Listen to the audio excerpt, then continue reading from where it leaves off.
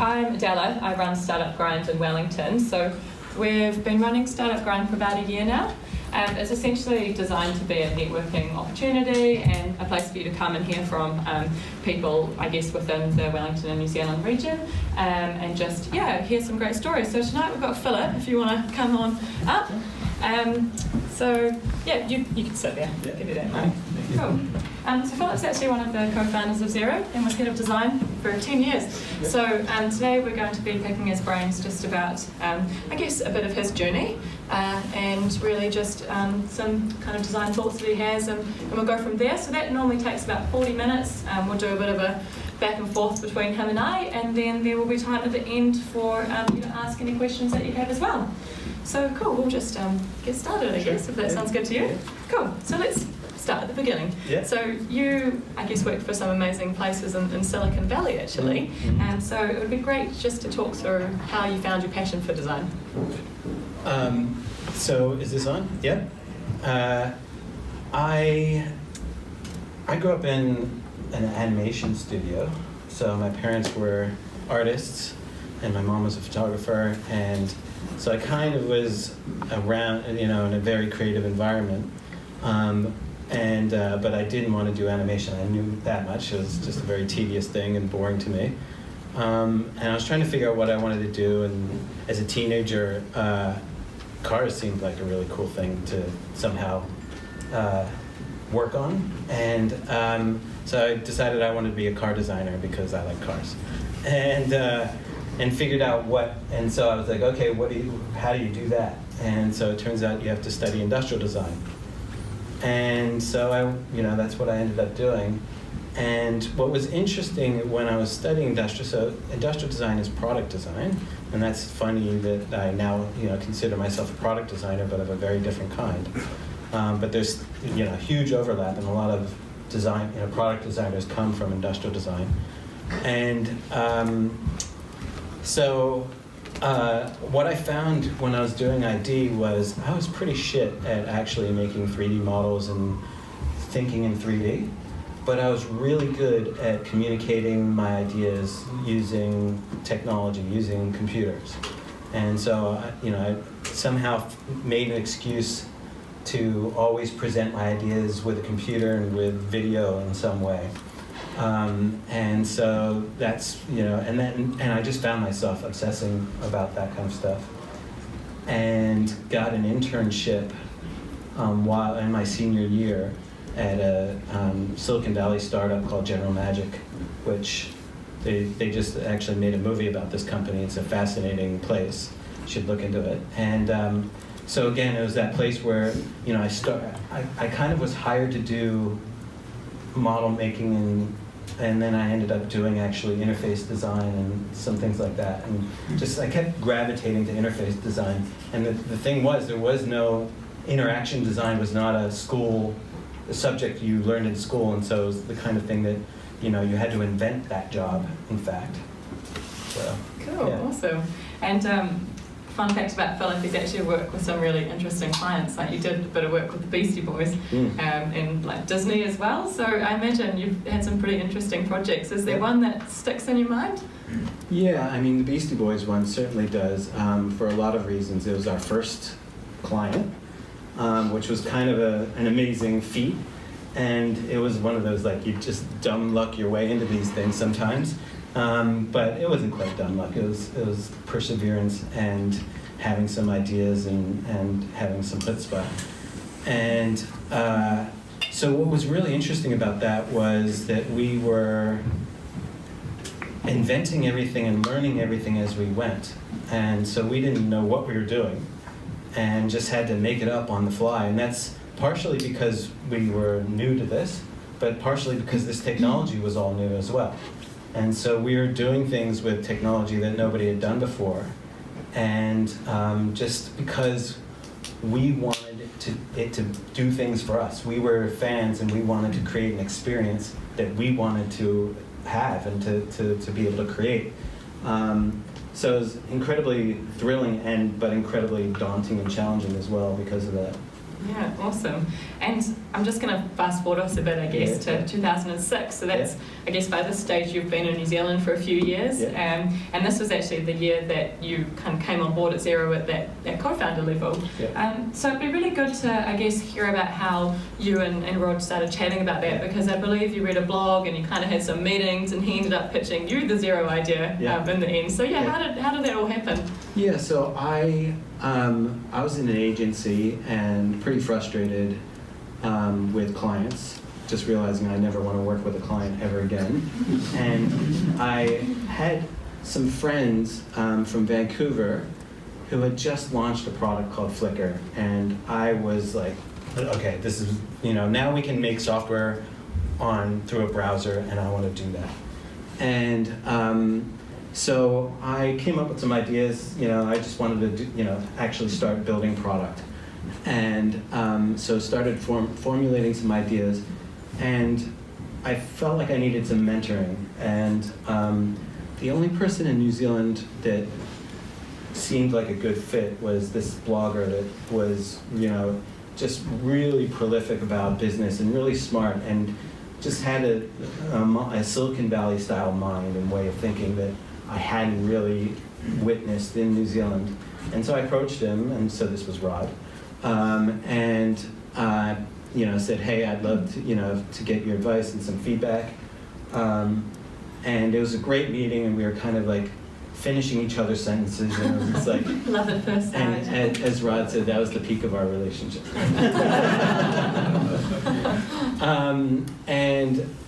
So he was really keen and interested, and we set up a meeting to follow up. And he said, I'd be really happy to help you. And at our next meeting, he was like, so you're a designer, you say, right? And he's like, well, I'm looking to do a startup myself now. And this was all hush-hush because he'd just sold Aftermail, but he had his golden handcuffs on, and he had to earn out. But he was already working on his next thing. And so he said, I have this idea, it's Web 2.0 accounting. And I was like, yep, I totally get it. And it didn't, I didn't have to bat an eye or think a second about it, because I was looking at doing a startup. And the one thing about doing that was terrifying me the most was the accounting side of it and the finances. And, I'd had enough experience with software, with QuickBooks and with, I knew enough about MYB to know that it's the same shit, different brand. And so I, just was terrified about that, and I thought, okay, well, if I can make a product, I was like, I'll give it 2 years, I'll work on this thing, I'll make a thing that that I'll use, so I get to invent my own accounting software, and then I'll go bugger off and do my thing that I want to do. And then 10 years later. Yeah. And you mentioned there the MYOB thing, same shit, different, and I guess that's, Xero has been, the beautiful accounting software. That was the line about Xero, and it really is. It's a lovely product to work with.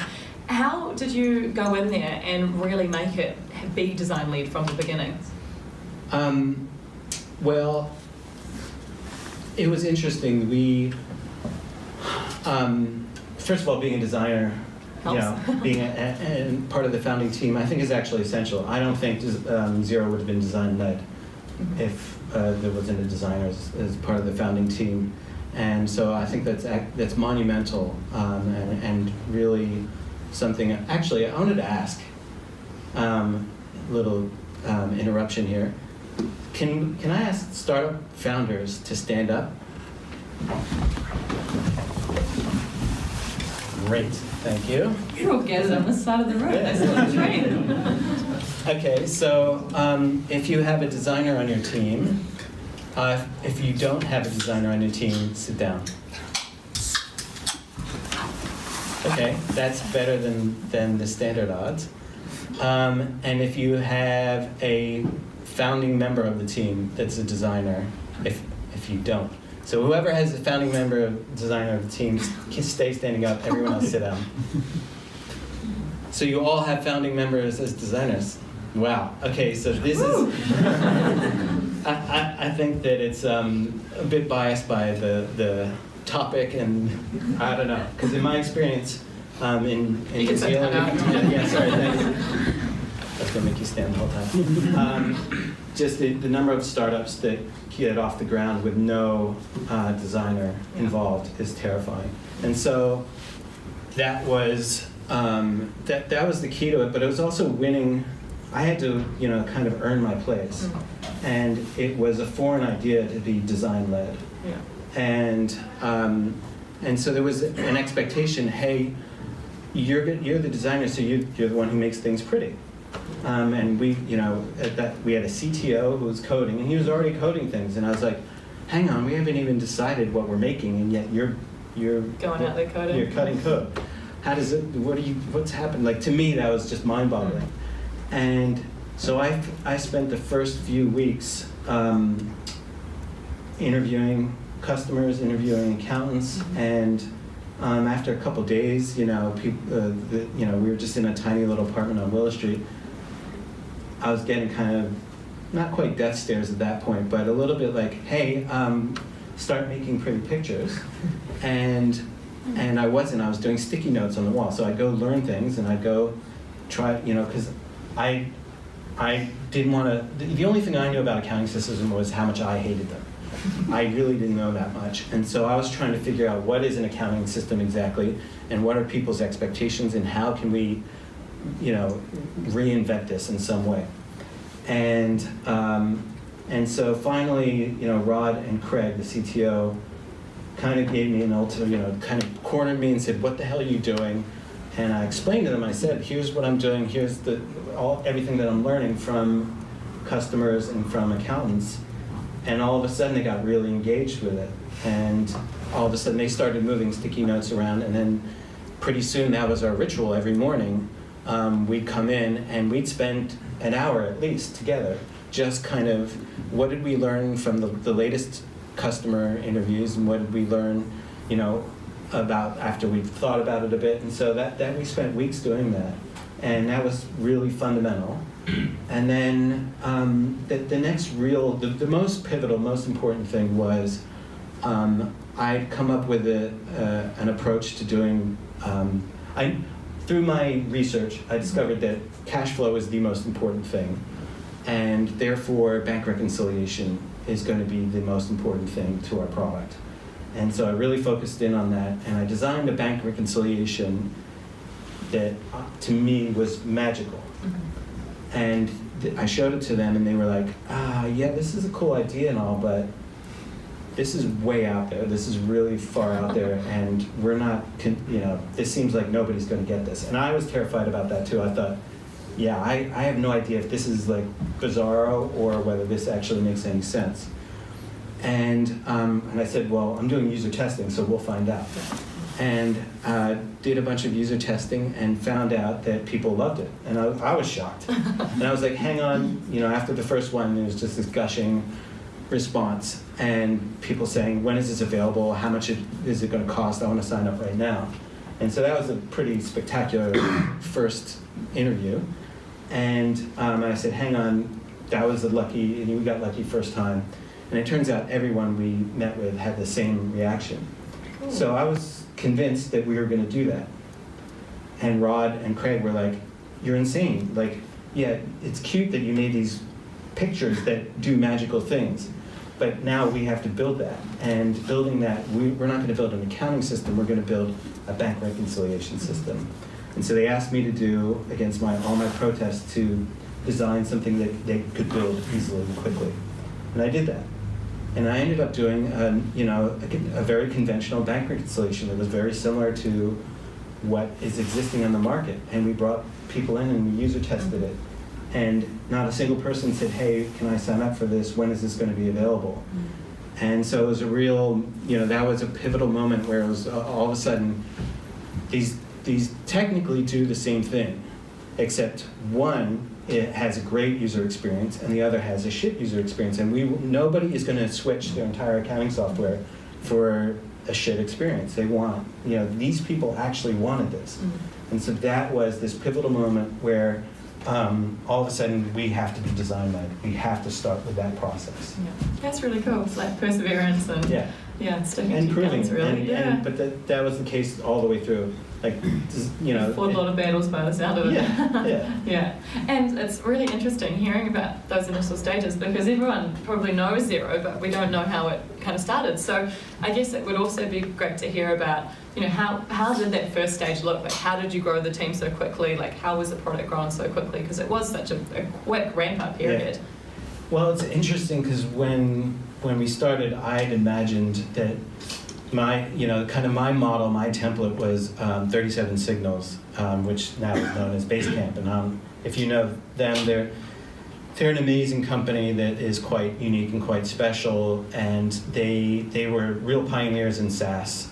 They were like 2004, I think they launched, and they defined a lot of the kind of standard business models and a lot of the user experience kind of patterns, and I thought we were going to model ourselves after them in terms of our business, which meant they were lean and mean. They were like 20, 30 people. They started out of an agency, and so that's kind of their DNA was from that.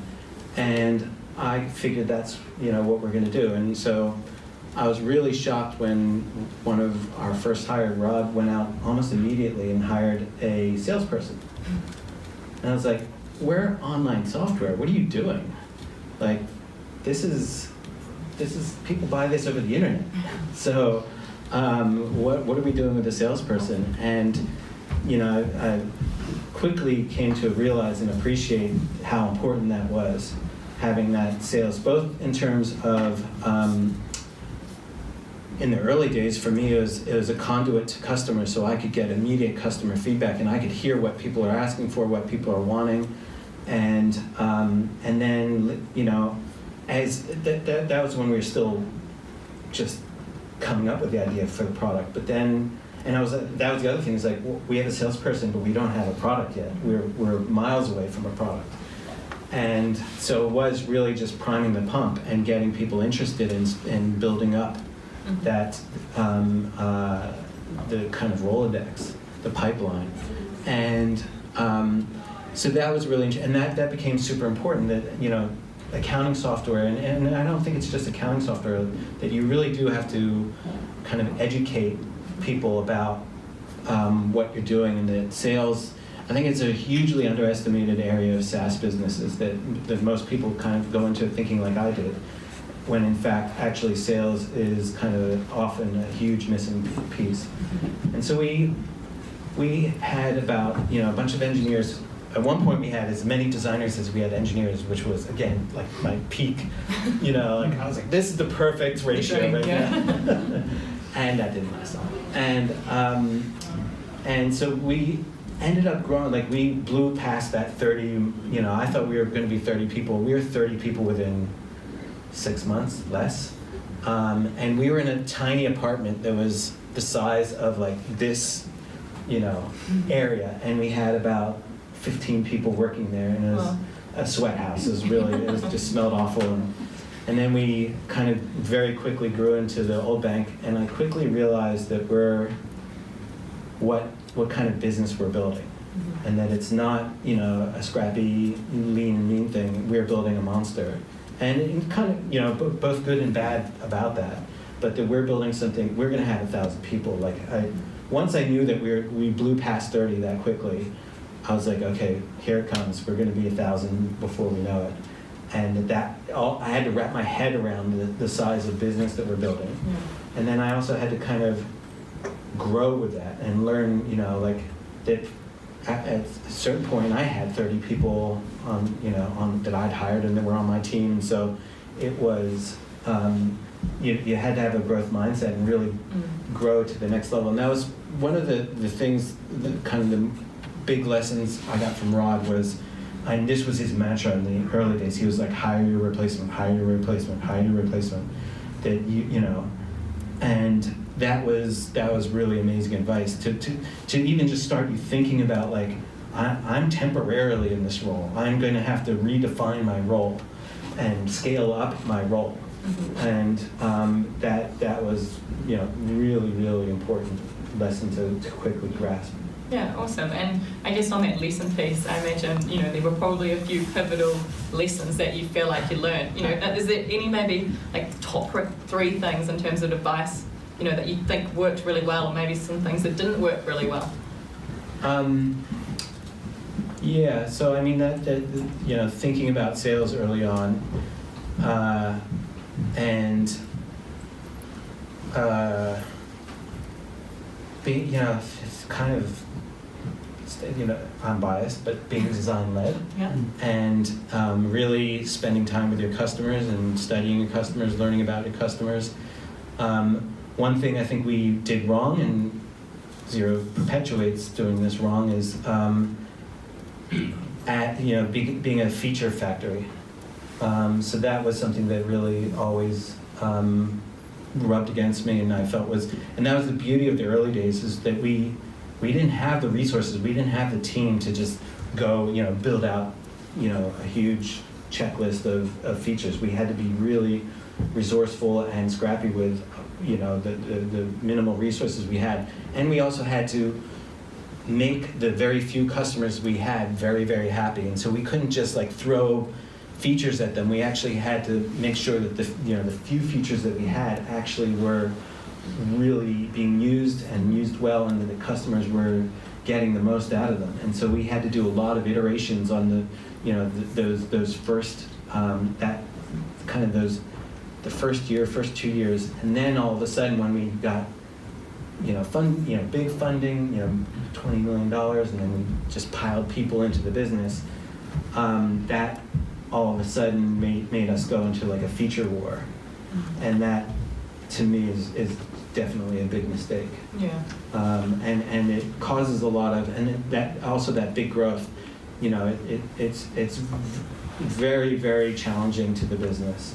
That trying to accommodate lots of new people so quickly is very distracting and very resource intensive. And the theory, or the kind of thinking about it, is we're just going to add people, and so we'll get more, we'll go faster, and we'll be able to do more. Yeah. And actually, you're having to accommodate those people is actually dragging a big drag on the business. It's really slowing you down. Mm-hmm. So you kind of actually slow down before you can speed up. And you know, those are kind of the key learnings. Yeah. Sales, hire your replacement, be design led. Yeah, and focusing, features. you know, yeah, exactly. Yeah. Prioritize what you're working on. So, you know, what is going to have the biggest impact for the most customers with the least effort. Yeah, nice. And I'm going to come back to the design-led sort of thing and get your thoughts on it, but I'm just going to deviate away a little bit for a bit. So Philip actually has a few podcasts available, which are really awesome to listen to. And in one of them, you mentioned that the C-level team changed within Xero, and there was a lot of butting heads and a lot of people from corporates coming in and just didn't get that design-led element. And it sounds like there was a huge education piece that you needed to go through. And earlier when we did that stand-up exercise, you know, you said normally you don't see designers on the team of the I guess that C-level team. So how important do you think it is to have that diverse C-level team, and what does that, you know, that diversity need to look like? So the diversity, you know, when I think of that, I think about like the cultural fit, and that's the key. Mm-hmm. So making sure, and you know, in that situation where our entire C team had, first of all, the fact that we had a giant C team, and then that it turned over in a year. There was not a single person that was there before. So that was incredibly disruptive to the team, to the business, and the hiring process for hiring those Cs was very different to hiring anyone else. And I think that was a bit of a mistake, or it definitely is a mistake in my mind. And so they didn't get that cross-pollination kind of 360 view of what good fit is. And so it was kind of a very unilateral decision about, you know, those C hires. But then also, like, to me, just avoiding this, even building a C culture, to me is a huge part of the problem, because all of a sudden you've got this, for a long, long time we were flat, and we really, lived and breathed that. And then once that kind of C community came in, it became, execs and everyone else. And there was two different cultures, and it was weird because I was straddling them. I was kind of moving between both of those worlds, and I could see it easily, but I don't think a lot of other people could see it so easily. Yeah. And so, kind of, not everyone gets to that scale of business, and I understand the requirement. Like when you get to a certain scale, you really do need to have some hierarchy, but I do still, strongly believe in some bottom up, running the company bottom up rather than top down. Cool. And to kind of, I guess, get a bit serious for a minute, so Philip has also written a couple of blogs about burnout, which I guess is something that is getting a good amount of awareness in our industry at the moment, which is great. And I thought that blog you wrote was really courageous, and actually burnout was something that that process took you through leaving Xero. So it would just, if you don't mind, be really great to hear how that process looked for you, and I guess that experience might give us some advice on how to deal with burnout. Yeah, so it was, we'd grown, a huge part of it was this growth that we had, this monumental growth. We went from, it was challenging to go from 300 people to 600 people. And again, it's about a year that we did that. And so that was kind of difficult. Not, it wasn't terrible, but it was difficult. Going from 300 to 600 the following year was very challenging, and then going from 600 to 1,200 was insanity. And so, that rapid growth, has a huge cost, and it's not something I recommend. I think taking your time with things like that, and with the hiring that, as I mentioned, with all those people that left the business, it would have been better not to have hired them. They were a wrong fit, and it would have been better to just wait till the right fit comes along. And so the burnout for me was that, and as I mentioned, so when all these people came in, kind of back to your question earlier about, a lot of them were hired, hey, we're a grown-up business now, and we need to hire grown-up, So it was a lot of Microsoft and Google people and people with these corporate backgrounds that had never done a startup and didn't think like a startup. And I understand that in a way that's what you theoretically want. But it really was very counter to the rest of the business. And so none of those businesses were design-led businesses. So they came in and were like, design, again, they're the crayon department. They style things. They don't actually have any involvement in coming up with a product or coming up with a business strategy or coming up with the marketing. They just make things look pretty. And so I had to prove over and over and over again why it's so critical and so important to do that. And so that was exhausting. And I got to a point where, I was not sleeping well. And then part of that was travel. So all of a sudden we had 18 offices all over the world. And so I was going to Australia and to San Francisco quite frequently. And so the jet lag was just screwing me up. And yeah, fighting those fights was just really wreaking havoc on me, on my health, on my sleep, on my attitude, and kind of my relationship with my kids. It was just I was a bit of a grouch and a bit of a not fun to be around.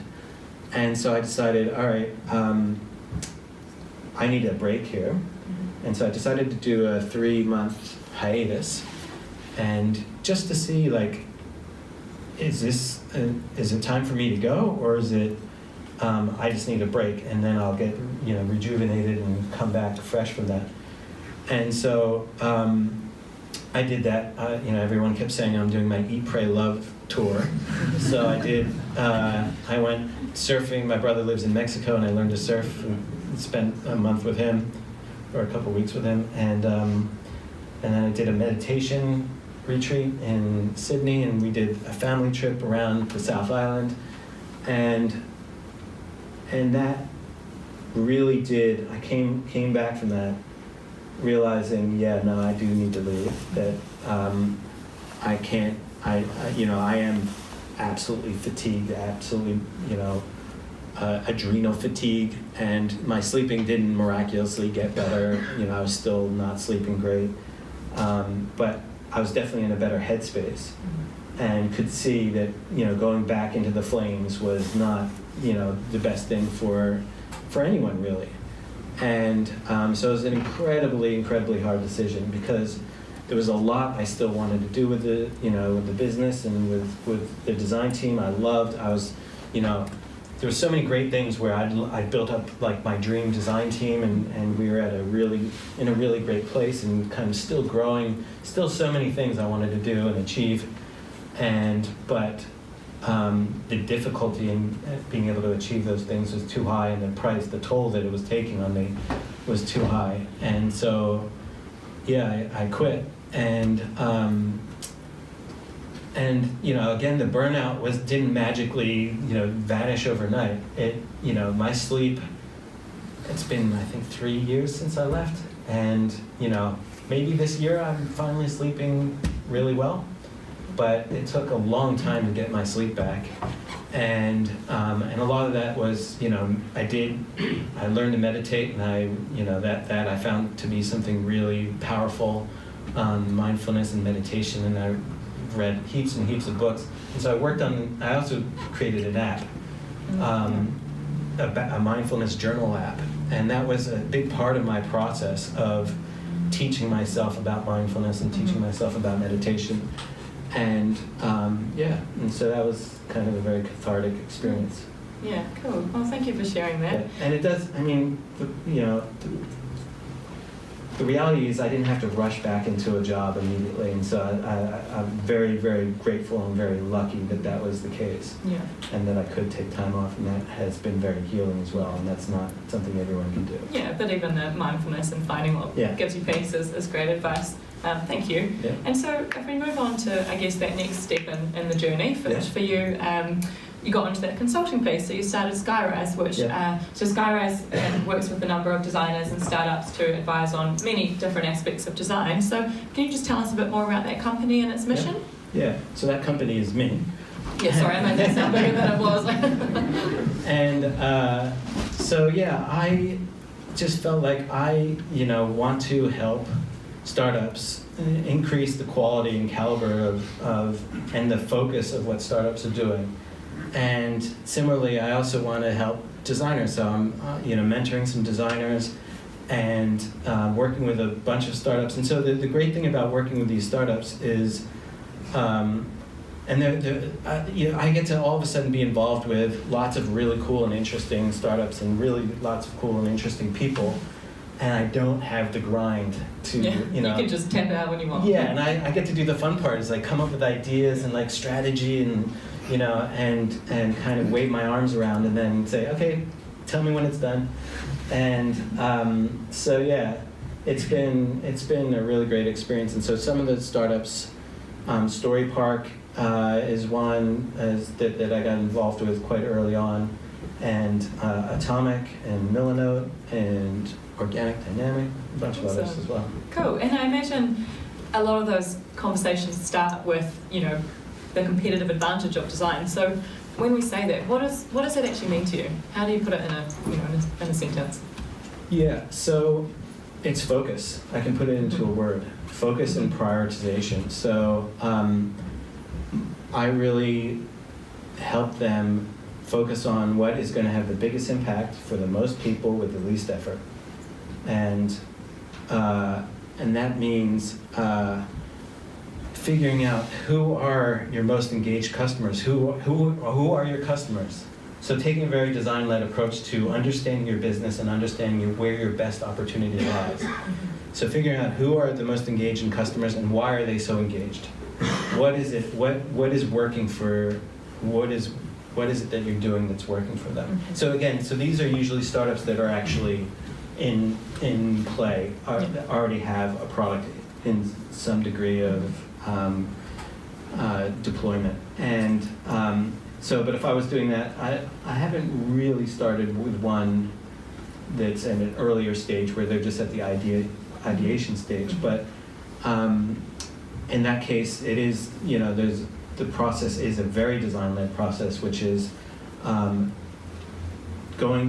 meeting with it's similar. You meeting with your customers, understanding their needs, and then prototyping and figuring out how you're going to create a solution. So you don't need to, start with engineers and hire a bunch of engineers. In fact, that's a huge drain on resources and it's a huge distraction. First, you want to figure out where is the opportunity. And so that's, working with these startups, I'm trying to figure out where is your best opportunity to make the biggest impact, and how can you do that by making magic. So, the goal is to make this experience that requires as little effort on your part to make their lives magical and to make the user experience magical.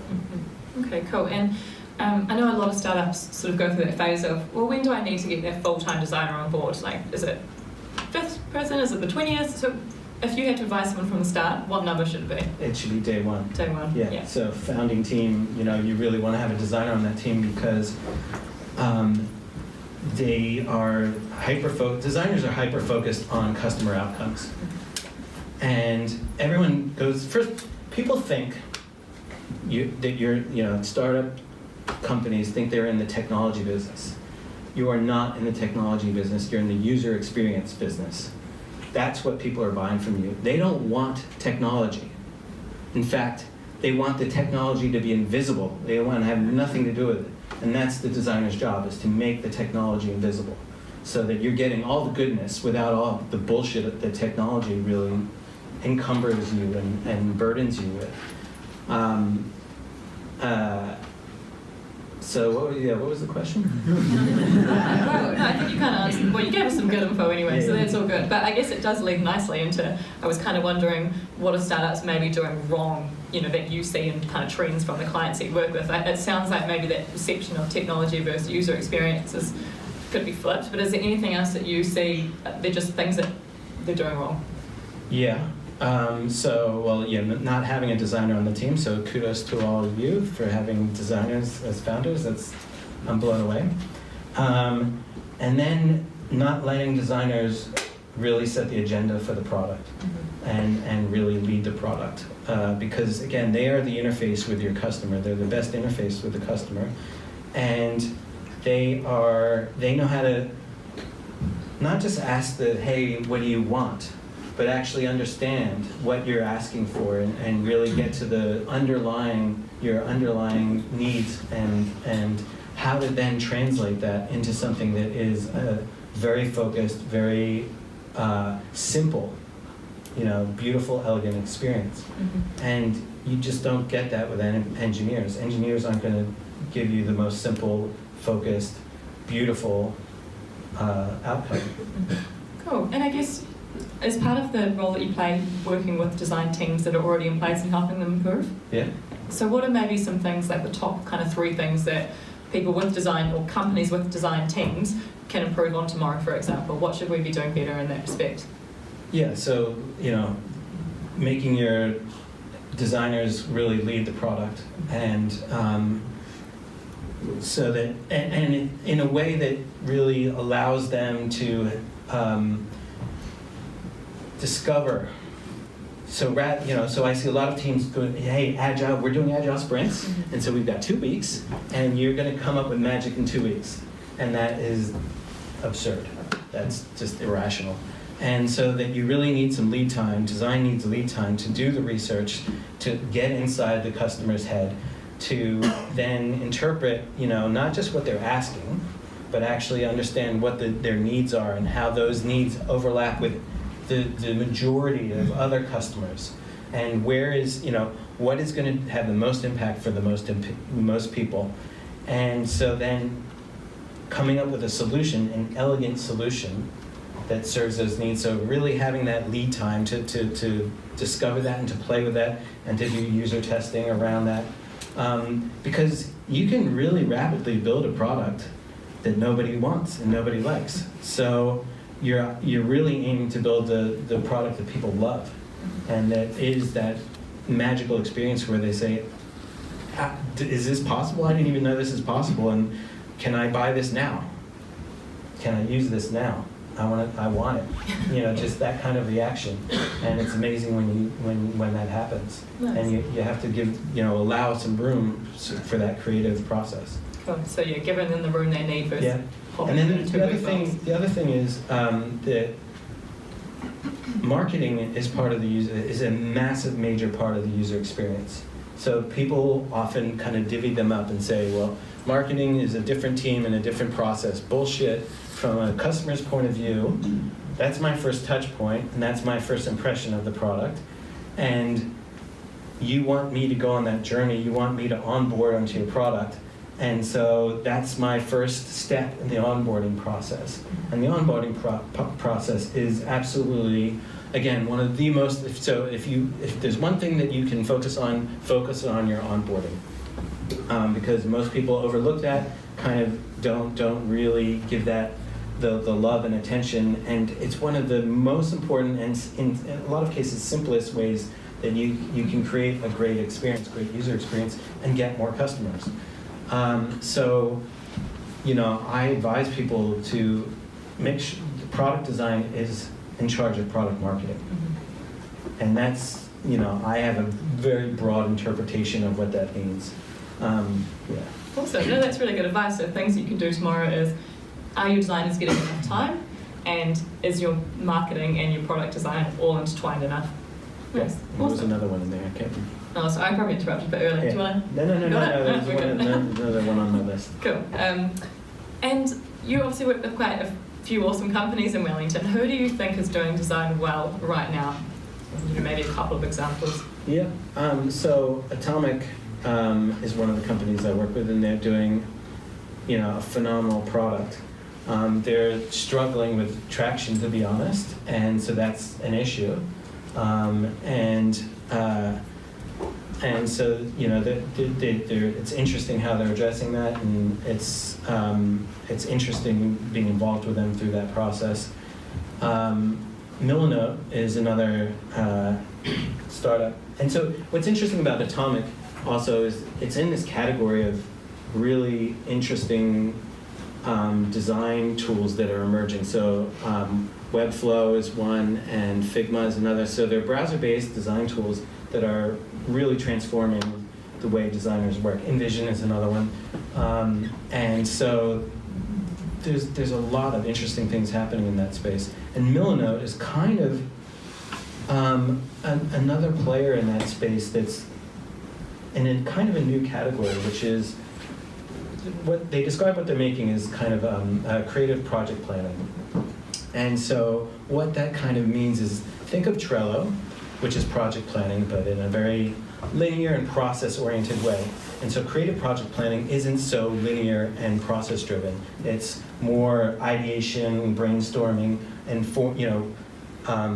so basically think of a big canvas like a whiteboard that you are moving things around and that you can combine things in interesting ways So what's interesting about it is that it's really addressing the creative process, and it's it's a stunningly beautiful product that has so many applications, so many uses, and it's really amazing to see all the different uses, the creative uses that customers are coming up with. And so they've been creating like templates that you can spawn based on what they see customers using. So if you want to have a lean canvas, there's a lean canvas one. If you want to have a mood board template, there's a mood board template. And so it's a quick starter to actually get you, and again, it's about that onboarding process, get you successful as fast as you can be. Cool, awesome. And I guess on that note, trends, like, do you see any design trends on the horizon that everyone should keep an eye out for, or where do you think design is going? Probably the things that are the buzzwords. Yeah. There's blockchain, there's artificial intelligence / machine learning, and there's VR, AR. I don't know if that's. I think that's.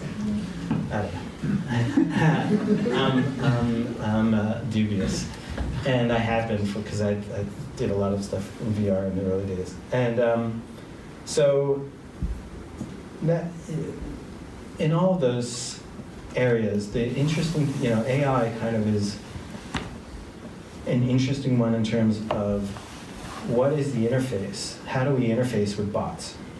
And bots can come in all kinds of different shapes and forms. And so, and what's really interesting actually, bringing it full circle here, that startup that I interned at, General Magic, this is the first time I ever heard the word cloud, and this is 1992. And the term we were using at the time was agents, and now people call them bots. But we were thinking at that time about how you're going to have software that goes off and does tasks for you, and that is able to, work on your behalf. And so I think that's a really, that is not a solved problem by any stretch. And it's interesting, the voice interfaces and non-screen based interfaces, gesture interfaces, and that you might have other gesture, not just that are not inside a not screen gestures, but actual gestures like we're having right now. So I think there's lots of interesting space, but I still think like those Webflow and Figma and like what people are doing with the old desk or the old browser, like the software that you can build in a browser, it just boggles my mind and impresses me. So I don't think it's like rush to the next thing. I still think that there's actually lots of space where we can innovate and improve. Cool. And what's next for you? I have no idea. I'm not like rushing to do a next big thing. I'm waiting for like that right time. I'm interested. I want to do something that I can fall in love with, and a problem I can fall in love with, and a purpose that makes me really passionate. Yeah. And until that emerges in some way. Yeah. And I do love working with businesses, and so maybe it's just like I'll end up like I just love working with companies that are doing that on lots of different fronts, and so that is really gratifying for me. Awesome. Oh, well, thank you. It's been awesome hearing about your journey. Yeah. So I'm going to open it up to any questions that anyone has for the next kind of few minutes. If anyone's got anything that they want to ask Philip. Yeah. I was wondering about burnout and thinking back on your experiences at Xero and experiencing that. What you would have done differently, or what you would have set in place to prevent that from happening going forward? I'll just repeat it so everyone can hear. So Anya was asking about burnout and what you can do to identify burnout and things you can put in place to stop it from happening. Yep. So it was interesting. I was contemplating, like, that was a big thing I wanted to do when I was contemplating whether I'm going to stay or leave.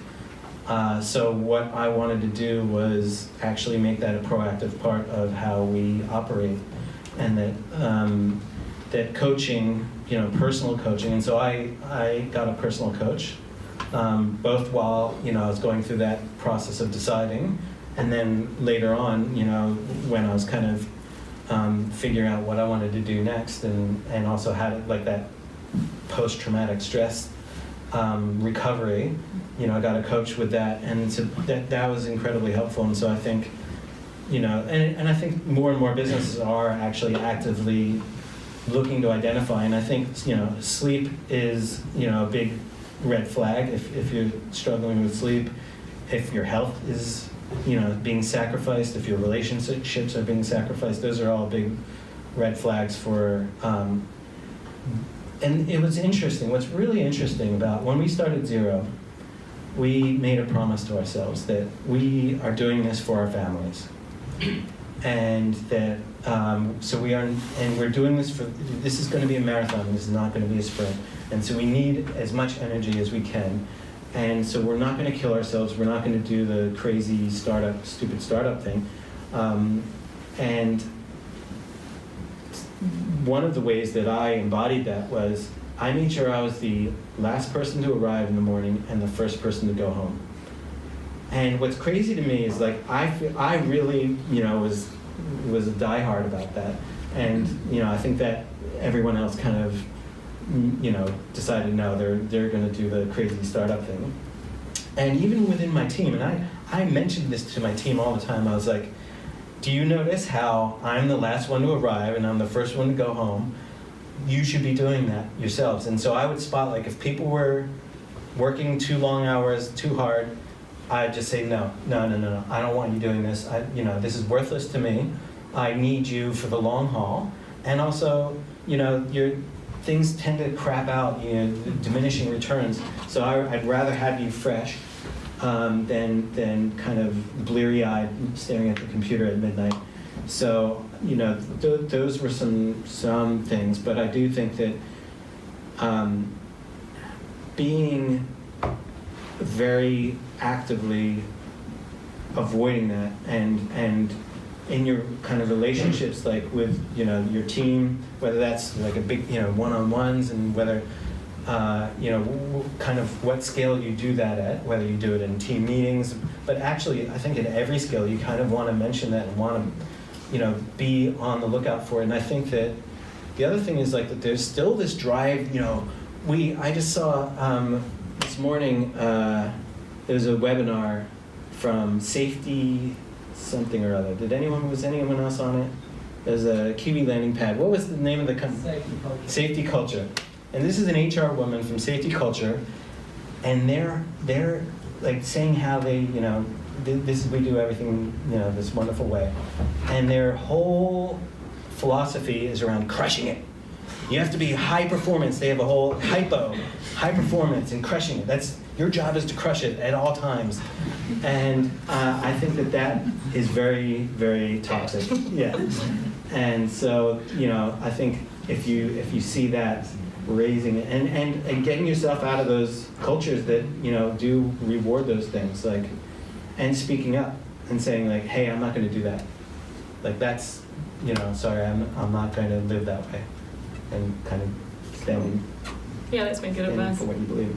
Yeah. Answer your question? Yeah, cool. Anyone else got? We'll go, sorry, we've got one done here first.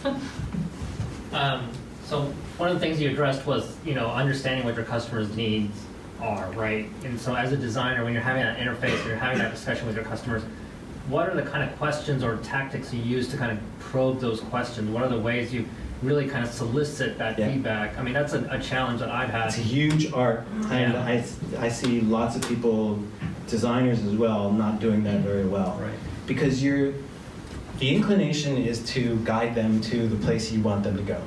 And that's the exact opposite of what you really want to do. What you want to do is be basically a shit umbrella for all their problems. You want to be a psychiatrist. Tell me all your problems. I want to know all your problems, and I'm not going to offer up any solutions. And when you start saying, I wish it did this, and you're like, well, we can't do this. That's a lot of people's first reaction is like, oh, we tried that, and like, your job is not to defend and give them solutions. Your job is just to listen and just to process. And when you're, there's a real art to hearing when something, a lot of times they'll say just something like, I wish it did this, or just something in passing. And having the ear for knowing, like, that's a signal that there's an underlying thing here. There's something that actually, this is really important to them. And why did you say that? And so going, the 5 whys, just keep asking why? Why did you say that? Why do you want that? Why is that important to you? And getting to, and it can be like, because my kids have soccer and I need to, go and pick them up. So I don't have time to do this and that. And so you're understanding their context and their motivations, but also listening for their emotional response. That's another huge cue, is like when they get agitated, or on the other side, when they are fizzing about something and they're really, saying something very warm and passionately, then that's another signal to probe into that. So why is that so great for you? Let's pick that apart. Let's really dissect that. Let's dig deeper into that.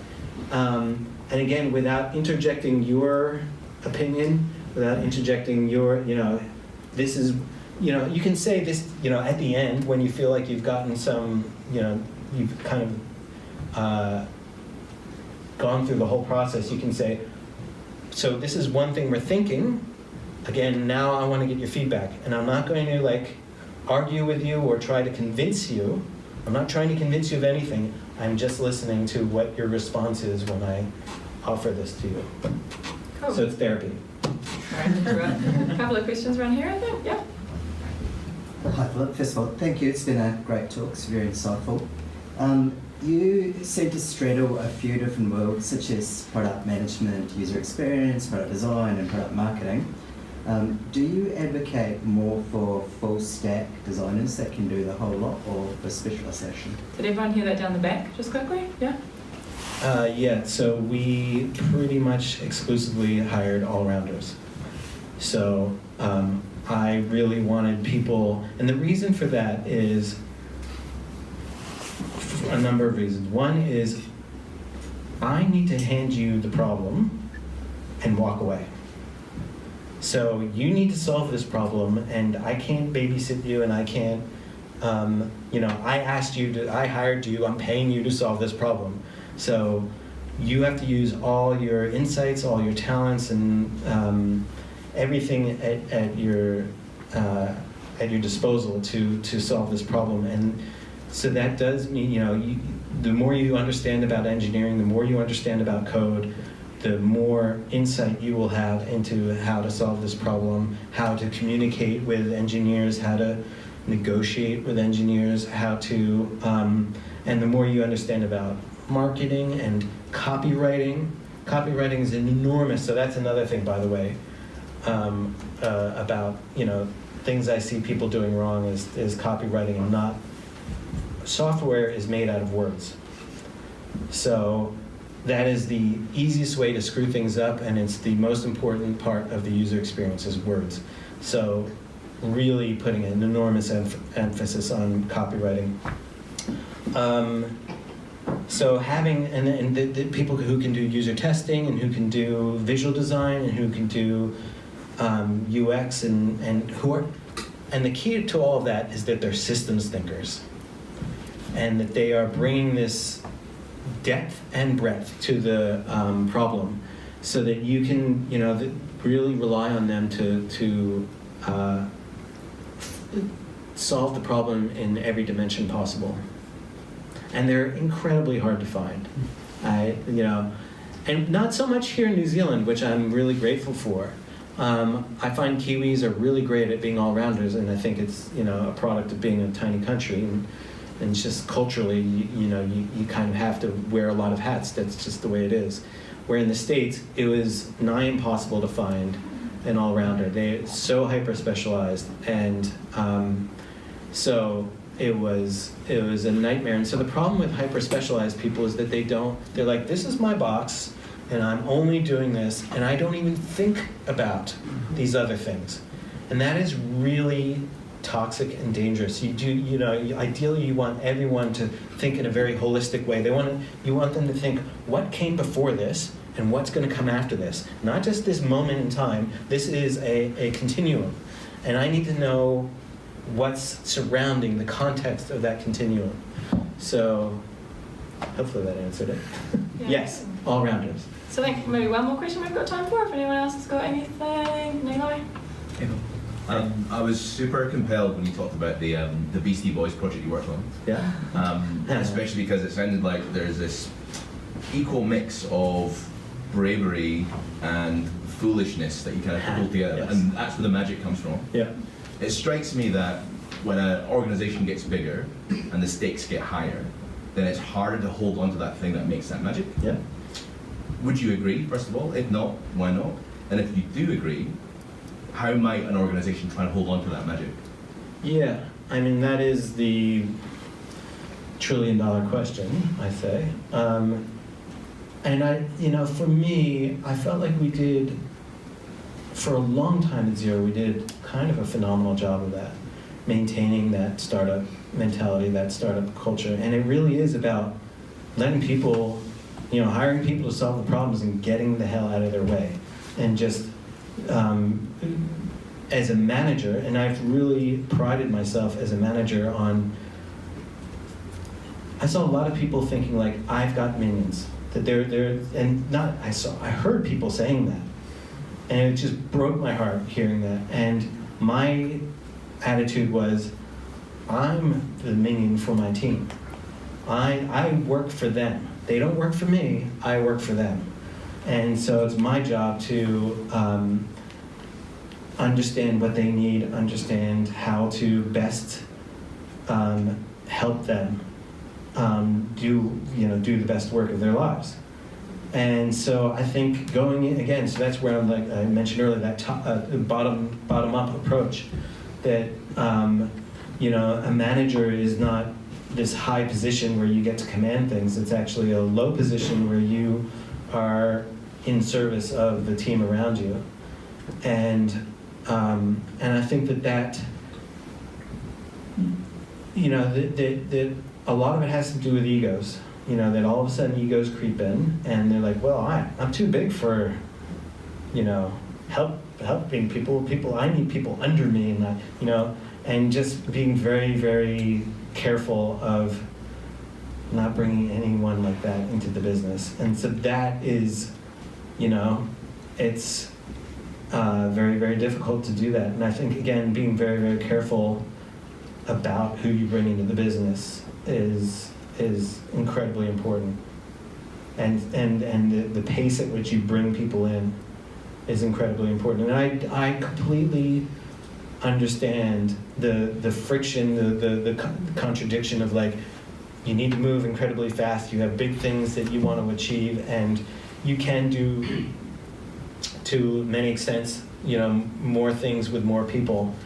But again, not if you do it at a pace and without enough care to do it well. Then it actually backfires, and it actually and the culture. Our culture in general kind of pushes that, like, faster is better, bigger is better, and that we just have to pump shit out, and more shit the better. And that's where design mentality, design approach is just the opposite. We're trying to simplify things. We want less shit and less complication, less complexity, and very focused, prioritized, and simple. And so that, to me, that having that design mindset makes an enormous difference. Cool, awesome. Sorry, I keep interrupting you. Philip's usually front row centre asking the really hard questions, so thank you for all your nice questions tonight. Thank you for coming along, everyone. As I said, we host this on a monthly basis, so but first, before we move on to that, thank you so much for your time. Thank you. I really enjoyed it. Yeah, it was great. It was awesome. So feel free to hang around for the next half an hour or so, have some pizza and some beer.